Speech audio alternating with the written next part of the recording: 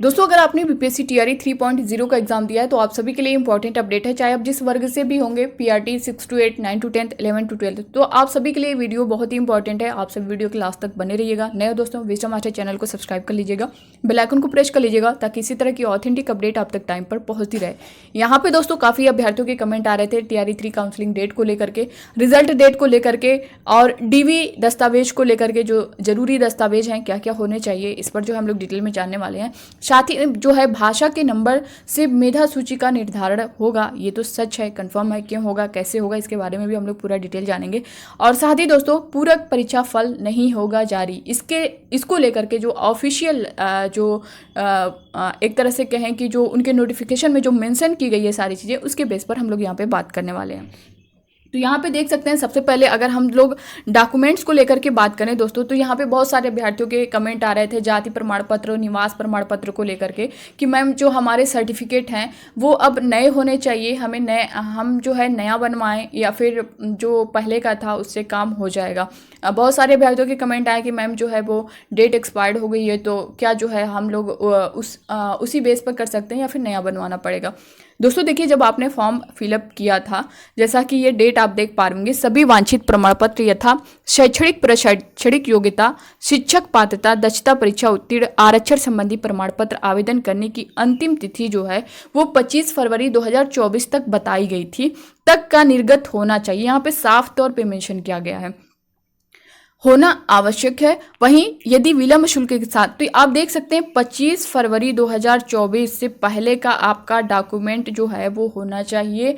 जो सर्टिफिकेट, चाहे आपका आय हो, निवास हो, जाति हो, कोई भी हो, दिव्यांगता संबंधित हो, ईडब्ल्यूएस से रिलेटेड हो, जो भी है, जो रिजर्वेशन रिलेटेड है, जितने भी आपके जो प्रमाण पत्र हैं वो इस डेट से पहले के होने चाहिए। अब यहाँ पे आपके कमेंट ये थे कि मैम जो है हमारा एक्सपायर हो गया, डेट एक्सपायर है, तो क्या हमें वही रहने देना चाहिए या नया बनवा लेना चाहिए। तो दोस्तों देखिए, अगर आपका एक्सपायर हो चुका है तो आप उसे नया बनवा लें, क्योंकि नया बनवाएंगे तो आपको सिर्फ वही लेकर के नहीं जाना कि जिस बेस पर आपने अप्लाई किया था, यानी 25 से पहले जो आपके पास सर्टिफिकेट था, उस बेस पर आपने जब फॉर्म फिलअप किया था, तो वो वाला सर्टिफिकेट और जो आप नया बनवा रहे हैं वो, क्योंकि आप वहाँ पे अगर दिखाएंगे वेरिफिकेशन में तो आपसे पूछा जाएगा, तो आप ये तो बता सकते हैं कि ये मेरा पहले का था और इसी बेस पर मैंने किया, इसकी डेट एक्सपायर हो गई तो मैंने ये नया बनवाया है। तो आपके पास दोनों होना चाहिए, जो जिससे आपने अप्लाई किया है वो वाला और जो नया बनवाया, तो दोनों आप लोग रखिएगा। जिनका एक्सपायर हो चुका है आप लोग नया बनवा लीजिए, ठीक है।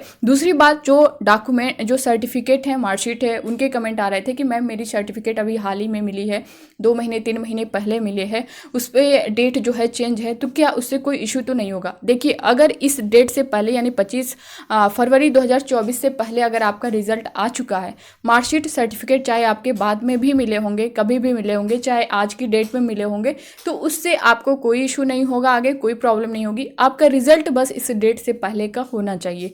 तो आई होप कि ये चीज़ें आपको समझ में आई होंगी। कोई भी डॉक्यूमेंट्स हो आपका इस डेट से पहले होना चाहिए।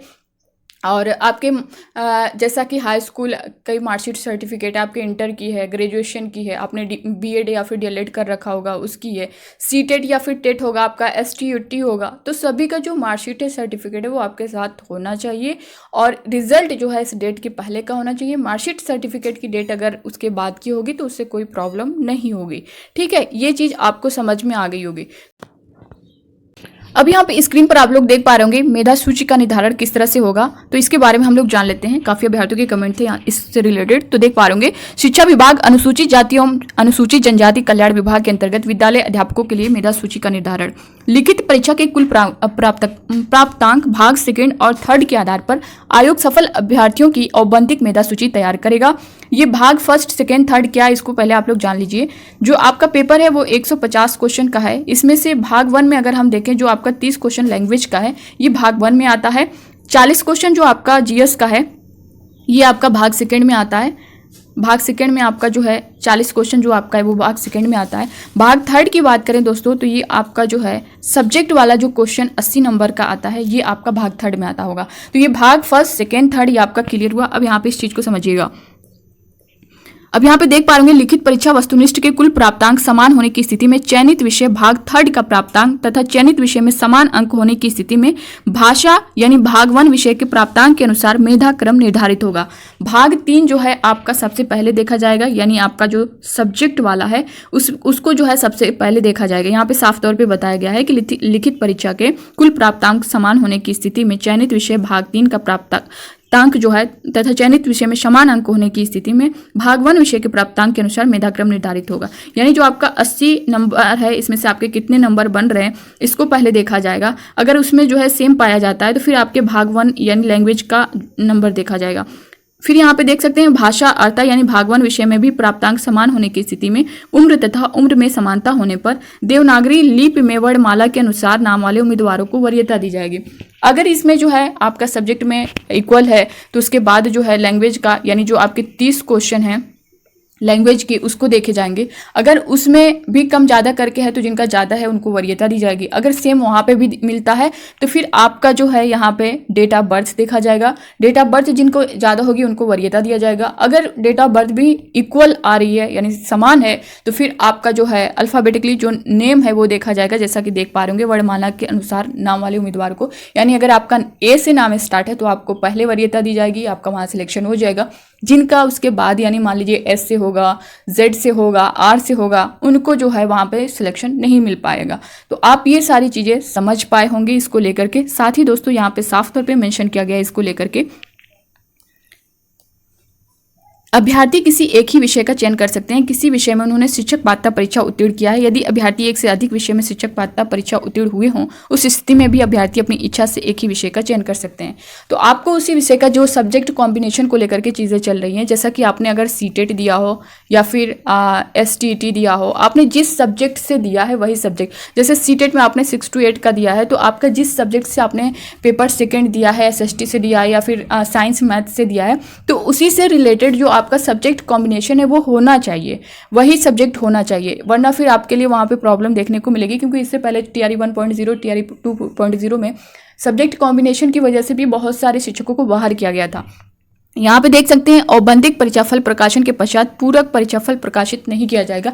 यानी अगर आपका जो रिजल्ट है, जैसा कि बताया गया है कि आपका जो TRE 3.0 का रिजल्ट है वो 25 अक्टूबर से 31 अक्टूबर के बीच जारी कर दिया जाएगा। अगर आपका ये रिजल्ट आ जाता है और लगता है कि बाद में कुछ सीटें खाली रह गई हैं तो उनके जो एक होता है वेटिंग लिस्ट सप्लीमेंट्री रिजल्ट जारी करना, जिसके लिए पिछली बार से मांग चल रही है, TRE 1.0 TRE 2.0 से भी मांग चल रही है। तो इसमें साफ तौर पे मेंशन किया गया है कि औपबंधिक परीक्षाफल प्रकाशन के पश्चात पूरक परीक्षाफल प्रकाशित नहीं किया जाएगा। यानी ये अगर एक बार रिजल्ट दे देते हैं तो उसके बाद सीट खाली हो या फिर ना हो, ये लोग जो है फिर से रिजल्ट नहीं देंगे, यानी वेटिंग लिस्ट नहीं जारी करेंगे, सप्लीमेंट्री रिजल्ट नहीं देंगे। ये यहाँ पे साफ तौर पर मेंशन किया गया है। तो अगर इन्होंने ऐसा बोल दिया है तो आप या तो फिर ऐसा करें कि 1 कैंडिडेट 1 रिजल्ट दें, रिजल्ट से पहले DB करा दें। इससे जो है जो अभ्यर्थी हैं वो बाहर हो जाएं और जो योग्य अभ्यर्थी उनका सिलेक्शन हो पाए। और दोस्तों मैं आपसे रिक्वेस्ट कर रही हूँ, आप लोग मांग करिए जितनी सीटें हैं कम से कम उतनी सीटें फुल की जाएँ। पिछली बार की तरह यानी TRE 2.0 की तरह जो है सीटें बचाकर फिर जो है वो TRE 4.0 में ऐड कर दी जाएंगी और ये प्रक्रिया इसी तरह से चलती रहेगी। तो आप लोगों के लिए इसके लिए आवाज़ उठाना है 1 कैंडिडेट 1 रिजल्ट के लिए, रिजल्ट से पहले DB के लिए। और जो है अगर आप ऐसा नहीं करते हैं तो या फिर आप लोग जो है सप्लीमेंट्री रिजल्ट को जारी करें, सप्लीमेंट्री रिजल्ट जारी किया जाए, उसमें जो है जो बचे हुए अभ्यर्थी हैं कम से कम उनका जो है सिलेक्शन हो पाए। तो ये था दोस्तों इससे रिलेटेड पूरी जानकारी जो कि मैंने आप सभी को दे दी है। बाकी अब इससे रिलेटेड आपके मन में कोई डाउट होगा तो आप लोग कमेंट बॉक्स में कमेंट करके ज़रूर बताइएगा। मिलते हैं नेक्स्ट अपडेट के साथ, तब तक के लिए bye bye, take care, thank you.